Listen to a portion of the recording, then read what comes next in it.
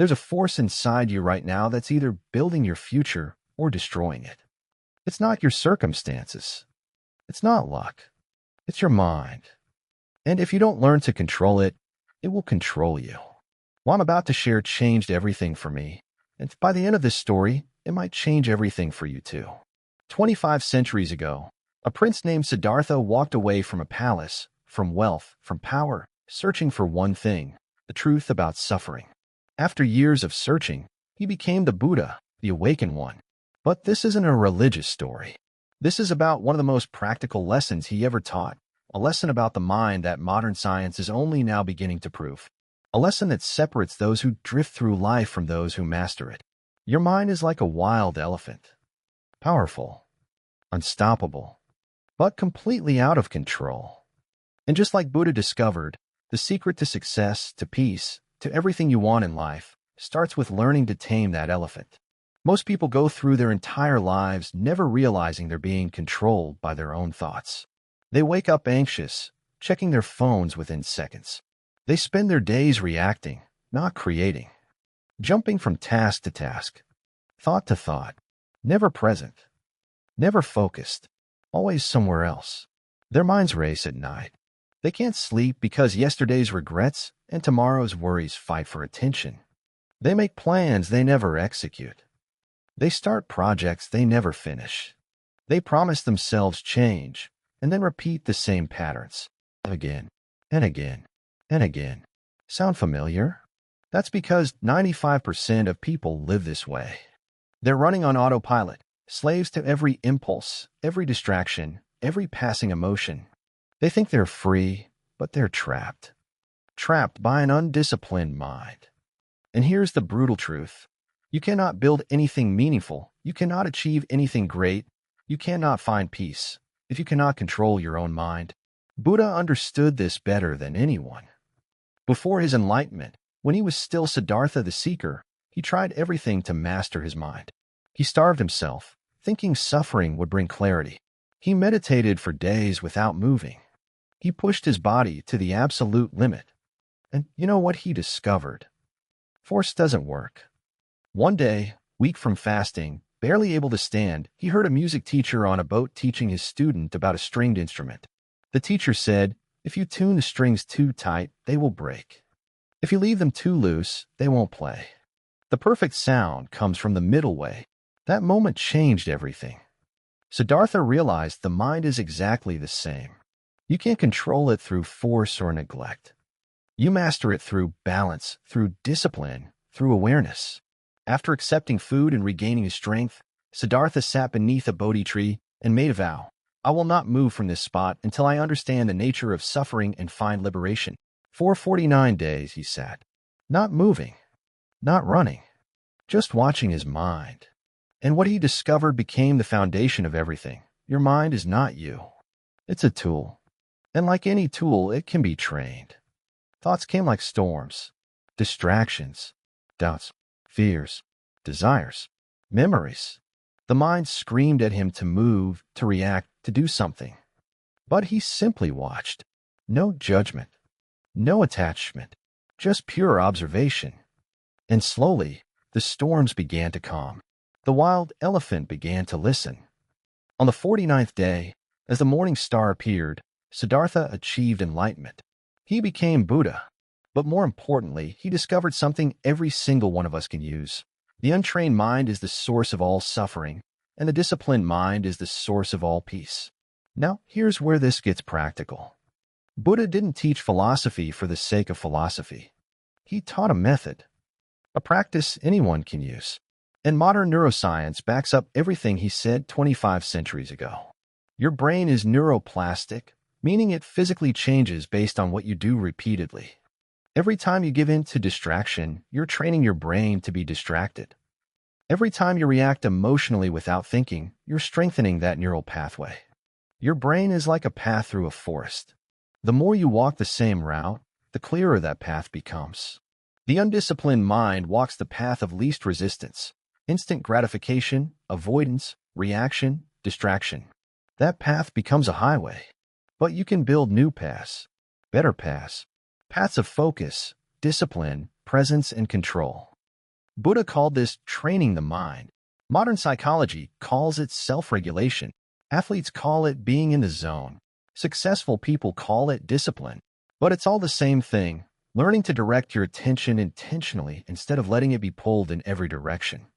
So, how do you actually do this? How do you go from a scattered, reactive mind to a focused, disciplined one? Buddha taught 4 foundations, and every one of them is backed by modern science. First, awareness. You cannot change what you're not aware of. Most people never even notice their thoughts. They are their thoughts. They don't realize they're lost in anxiety or anger or fantasy until hours later. Buddha taught to simply watch. Notice when your mind wanders. Notice when emotions arise. Don't judge them. Don't fight them. Just see them. This simple act of noticing creates space between you and your thoughts. That space is freedom. Second, concentration. Once you're aware, you must train your mind to focus.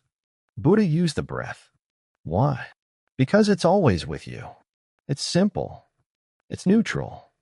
Every time your mind wanders during meditation, you bring it back to the breath. Not with anger. Not with frustration. Gently, like training a puppy. This single practice, done consistently, rewires your brain. Studies show just 8 weeks of meditation increases gray matter in regions responsible for focus, emotional regulation, and self-control. Third, discipline. Here's where people get it wrong. Discipline isn't punishment. It's training. It's choosing long-term fulfillment over short-term comfort. Every time you choose to focus when you want to scroll. Every time you choose to work when you want to quit. Every time you choose presence over distraction, you're building mental muscle. Buddha was clear. This isn't optional for a meaningful life. It's the foundation. Fourth, consistency. Buddha didn't become enlightened in one sitting. He practiced for years. 6 years of searching. 49 days of final meditation. Mastery takes time. But here's the secret. You don't need to be a monk. You don't need hours a day. You need 15 minutes of intentional practice. Every single day. No exceptions. The compound effect of small, consistent efforts is what creates transformation. Let me tell you what happens when you commit to this. In the first week, you'll notice how chaotic your mind actually is. This is good. Awareness is the first step. In the first month, you'll start to catch yourself before reacting. There will be a small gap between stimulus and response. That gap is power. After 3 months, people around you will notice something different. You'll be calmer, more focused, less reactive. You'll make better decisions because you're not being tossed around by every emotion and impulse. After 6 months, your life will start to change in measurable ways. You'll finish what you start. You'll show up consistently. You'll handle stress better. Opportunities will appear because you're actually present enough to see them. But here's what most people miss. This isn't about becoming some emotionless robot. It's the opposite. When you master your mind, you experience life more fully. You're not numbing yourself or escaping. You're finally awake. You're finally here. Buddha called this being present in the present moment, and it's the most powerful place you can be. Think about it. How many moments of your life have you missed because your mind was somewhere else? How many conversations have you had where you weren't really listening? How many sunrises have you not seen because you were scrolling?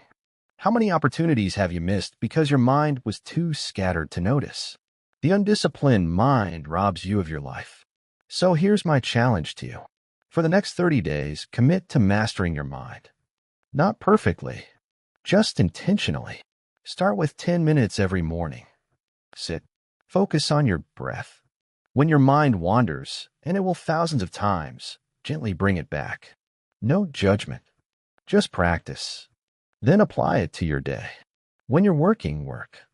When you're with someone, be with them. When you're eating, taste your food. Single task. Be present. Notice when your mind tries to pull you away and choose to stay. And watch what happens. Watch how the quality of your work improves. Watch how your relationships deepen. Watch how you sleep better because your mind isn't racing at night. Watch how you make progress on things that matter to you, but you never had the discipline to pursue.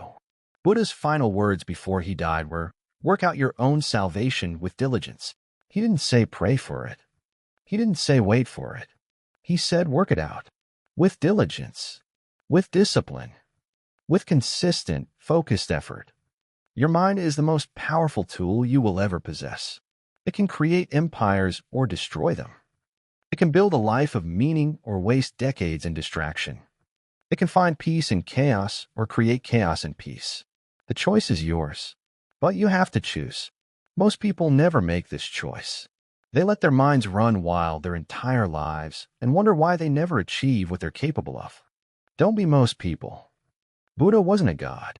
He was a man who made a decision. I will master my mind, or I will die trying. And that decision changed not just his life, but the lives of millions who came after him.